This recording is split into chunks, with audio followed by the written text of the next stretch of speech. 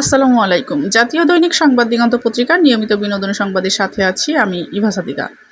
পরকীয়া নিয়ে যা বললেন মিথিলা।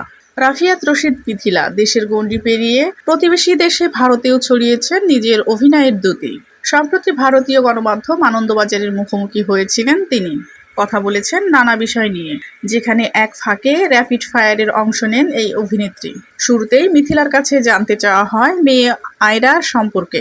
তার চটজলদি উত্তর আমার জীবন। এরপর আসে তাওসান খান প্রসঙ্গ। মিথিলা বলেন বন্ধু আয়রার বাবা।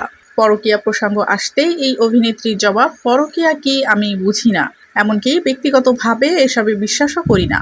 পরে উঠে আসে সৃজিত মুখার্জি ও মোশাররফ করিমের কথা। মিথিলার ছোট জবাব, সৃজিত পর আর মোশাররফ করিম একজন শক্তিশালী অভিনেতা। প্রসঙ্গত, দীর্ঘদিন প্রেমের সম্পর্কের পর 2006 সালে ঘর বেঁধেছিলেন তাওসান খান ও রাফিয়াত রশিদ মিথিলা। 2013 সালে ঘর আলো করে আসে মেয়ে আয়রা।